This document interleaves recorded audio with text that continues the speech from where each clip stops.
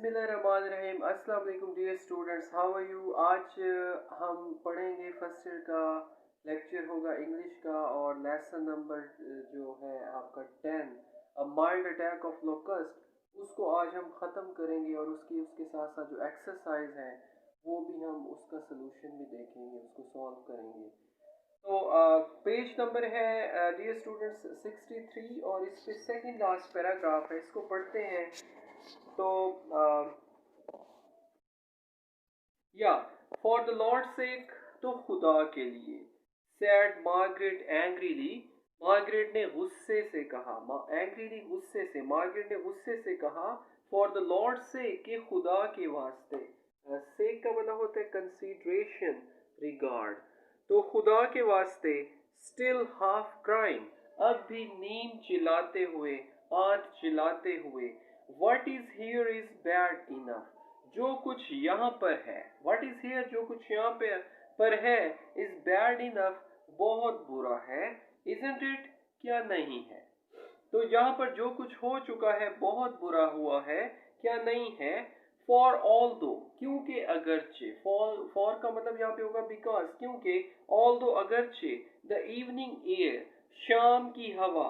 Was no longer black and thick, was no longer, वो मजीद बरा नहीं थी। ब्लैक एंड थिक, स्याह और बोझल। क्योंकि अगरचे शाम की हवा मजीद बरा स्याह और बोझल नहीं थी। बट अ क्लियर ब्लू, बल्कि साफ शफाफ नीले रंग की थी। With a pattern of insects, जिसमें जो कीड़े हैं उनके पैटर्न कहते हैं डिजाइन को ना, तरतीब को। तो जिस हवा में कीड़ों की जो तरतीब है, विजिंग, वो भिन भिना रहे थे। This way and that across it, इधर उधर इसके अंदर। एवरीथिंग एल्स, जबकि बाकी हर चीज। ट्रीज, बिल्डिंग्स, बुशेस, अर्थ, जो दरख्त थे, इमारत थीं, झाड़ियां और जमीन। वॉज गॉन, वो चली गई थी। Under the moving brown masses, इन सिरकते हुए, हरकत करते हुए जो भूरे रंग के कीड़े थे या कीड़ों के जत्थे थे, उनके नीचे। तो मुहावरा तर्जुमा क्या होगा कि अगरचे शाम की हवा मजीद बरा स्याह और बोझल नहीं थी, बल्कि साफ शफाफ नीली थी, जिसमें कीड़ों की जो तरतीब है वो भिन बनाते हुए फिर रहे थे इसके अंदर। जबकि बाकी हर चीज, दरख्त, इमारत, झाड़ियां और जमीन, वो इन सिरकते हुए भूरे रंग के कीड़ों के नीचे चले गए थे। बट मार्गरेट प्रेफर्ड, लेकिन मार्गरेट ने तरजीह दी। Not even to think of them, उनके बारे में ना सोचने को, हत्ता कि उनके बारे में ना सोचने को।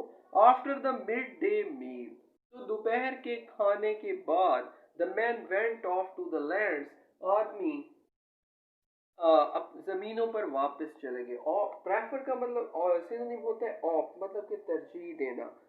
तो दोपहर के खाने के बाद आदमी जमीनों पर वापस चले गए। एवरीथिंग वाज टू बी रीप्लांटेड, हर चीज को नए सिरे से काश करना था, उगाया जाना था। With a bit of luck, अगर थोड़ी सी खुशकिस्मती होगी। अनदर स्वाम वुड नॉट कम, तो एक और लश्कर नहीं आएगा। ट्रैवलिंग डाउन, सफर करते हुए। जस्ट दिस वे, इस जानिब। तो अगर उनकी थोड़ी सी किस्मत अच्छी हुई तो एक और जो लश्कर है वो इस जानिब सफर करते हुए नहीं आएगा। But they hope it would rain very soon, but they hope, लेकिन उन्होंने उम्मीद की थी। It would rain very soon, कि बहुत जल्दी बारिश होगी। To spring some new grass, थोड़ी सी नई घास उगाने के लिए। स्प्रिंग का मतलब होता है स्पाउट, उगना, निकलना। तो थोड़ी सी नई घास उगाने के लिए उन्होंने उम्मीद की थी कि जल्दी बारिश होगी। Because the cattle would die otherwise, क्योंकि बसूरत दीगर जो मवेशी हैं वो मर जाएंगे। There was not a blade of grass left on the farm, तो घास का एक तिनका तक खेतों में नहीं बचा था। एज फॉर मार्गरेट, जहां तक मार्गरेट का ताल्लुक था, she was trying to get use to the idea, वो इस ख्याल का आदी होने की कोशिश कर रही थी। Of 3 or 4 years of locus, कि अगले 3 या 4 साल तक टिड्डी दल आता रहेगा। Locust were going to be, टिड्डी दल अब होने जा रहे थे, लाइक अ बैड वेदर, बुरे मौसम की तरह, फ्रॉम नाउ ऑन, अब से आइंदा, ऑलवेज इमिनेंट, हमेशा सर पर मंडलाते हुए। वेदर कहते हैं सीजन को, मौसम को, इमिनेंट कहते हैं इम्पेंडिंग को, जो चीज आपके सर पे हो, जो खतरा आपके सर पे मंडला रहा हो। तो जहाँ तक मार्गरेट का ताल्लुक था, वो अगले 3 या 4 साल तक टिड्डी दल के आने का जो ख्याल था उसका आदी होने की कोशिश कर रही थी, और अब से आइंदा टिड्डी दल जो है वो बुरे मौसम की तरह बनने जा रहे थे, हमेशा सर पर मंडलाते हुए। She felt like a survivor after war, उसने अपने आप को महसूस किया, शी फेल्ट उसने महसूस किया, लाइक अ सर्वाइवर बच जाने वाले की तरह, आफ्टर वॉर जंग के बाद। सर्वाइवर कहते हैं अलाइव को, जो बंदा किसी हंगामी सूरत हाल में बच जाए, जिंदा बच जाए, उसको कहते हैं सर्वाइवर। तो उसने अपने आप को जंग के बाद एक जिंदा बच जाने वाले शख्स की तरह महसूस किया। If this devastated and mangled country side, अगर ये तबाह, डिवास्टेटेड कहते हैं डिस्ट्रॉयड को, तबाह हाल को, और मैंगल्ड कहते हैं डिफॉर्म्ड को, तहस नहस चीज को। Country side means rural area, देहाती इलाका, और रूइन कहते हैं डिवास्टेशन को, तबाही को, और एपिटाइट कहते हैं हंगर को। तो राइटर कह रहा है कि अगर ये if this devastated and mangled country side, अगर ये तबाह हाल और तहस नहस देहाती इलाका वॉज नॉट रूइन, तबाही नहीं थी, खंडर नहीं था, वेल अच्छा, व्हाट देन वाज रूइन, तो फिर तबाही क्या होती है। But the man ate their supper, लेकिन आदमियों ने अपने शाम का खाना खाया, विद गुड एपिटाइट्स, खूब रगबत के साथ, खूब भूख के साथ। It could have been worse, ये इससे भी बदतर हो सकता था। वाज व्हाट दे सेड, उन्होंने यही कहा। It could be much worse, ये इससे भी बुरा हो सकता था। तो प्यारे बच्चों, ये आपका लेसन नंबर 10 कंप्लीट हो गया है। अब इसकी एक्सरसाइज की तरफ आ जाते हैं, इसका सोल्यूशन देख लेते हैं। सबसे पहला क्वेश्चन एक्सरसाइज में चूज द करेक्ट आंसर। तो हमने जो है वो एमसीक्यूज अटेम्प्ट करने हैं। पहला है why did the cook boy ran, तो इसका जो आंसर है ठीक वो होगा टू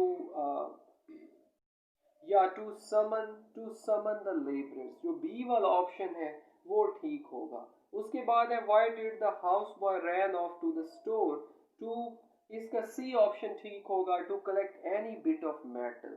उसके बाद है why did they throw wet leaves on to the fire, तो इसका आंसर है A, to make the smoke acrid and black. Then number 4 है and they neither went bankrupt nor got very rich, means that they were uh, hand to mouth, just pulling on their lives, enjoying a moderate living, penniless। तो इसका C option जो है वो ठीक है, enjoying a moderate living। How did the locust attack the crops?